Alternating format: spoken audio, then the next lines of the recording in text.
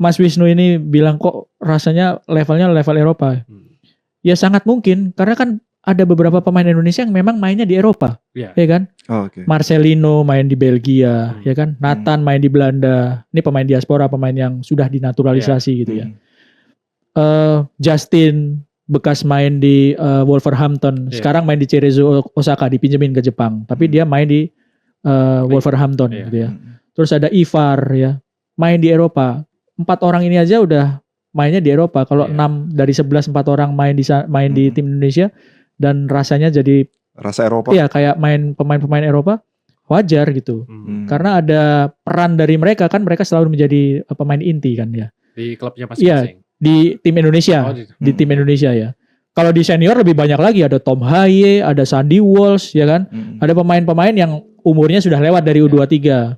Kalau Mas Wisnu ngelihat senior pasti, wah ini bukan Eropa lagi, Eropa banget nih. Soal rasa Eropa, saya mau tanya ini Mas, soal banyaknya pemain kita gitu, baik di U23 maupun di senior, itu kan banyak pemain-pemain naturalisasi. Sempat disorot itu kalau kita lihat media sosial itu selalu, kenapa sih nggak mengutamakan lokal gitu, pemain-pemain lokal. Local pride dong. Local pride, bener. Iya bahasanya tahu bro, ya, local pride ya. Itu kenapa? Apa ini pengen yang instan tadi atau pengen segera memang caranya seperti ini untuk membangun timnas itu ya harus ada apa ya, nggak bisa pure 100% mengandalkan pemain lokal. Karena selama ini selalu kalau ada naturalisasi ada pro dan kontra.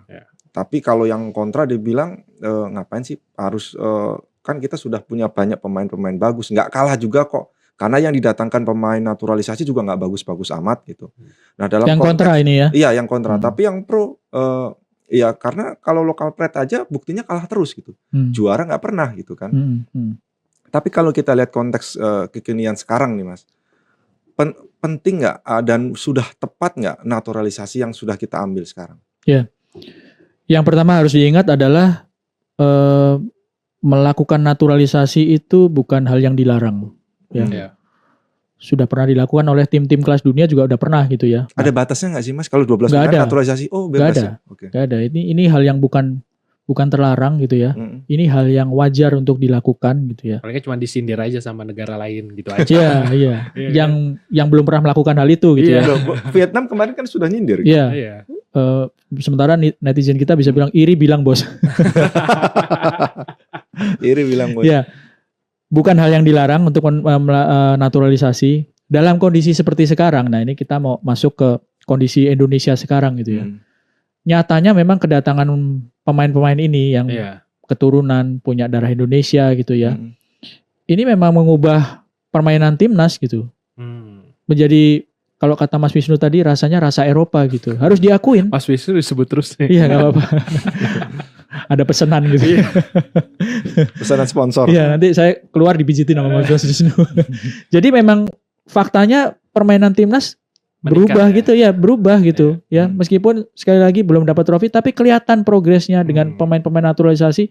Ini sekarang nggak semuanya nggak full pemain naturalisasi kok. Pemain Indonesia aja juga ada yang main di Liga Indonesia, Liga 1. Juga ada Rizky Ridho main di Indonesia di Liga 1. Ferrari main di Liga 1 ya kan. Ramadan Sananta gitu. Di tim U23 ini sekarang yang starternya yang main di abroad ada hanya 4. Nih kalau saya salah maaf. Marcelino, Ivar, Justin sama Nathan. Hanya 4 ini 4. Ya, hanya 4. Nah, ini kan bukti bahwa sebenarnya Liga 1 pemain Liga 1 juga potensial gitu ya.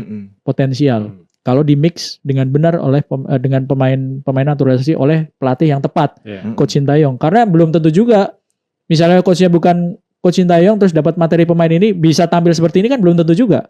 Butuh kejelian pelatih juga kan. Mana yang dibutuhin, apakah gue bener nih minta naturalisasi di posisi ini, pemainnya ini, kan belum tentu cocok. Iya, belum tentu cocok gitu ya.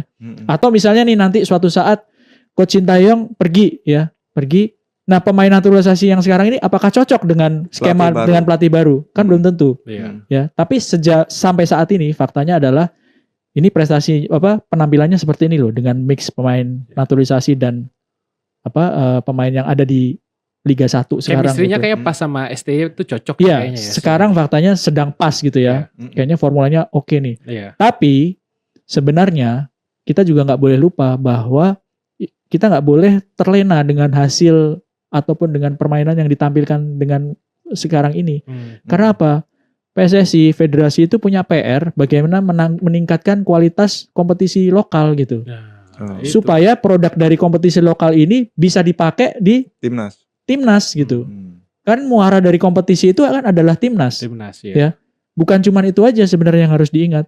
Untuk mendapatkan pemain timnas yang bagus dari kompetisi Liga 1, kita ngomong strata tertinggi kan Liga 1. Ini kan kita harus pikirin bahannya juga. Iya, benar. Bahan pemainnya di level grassroots.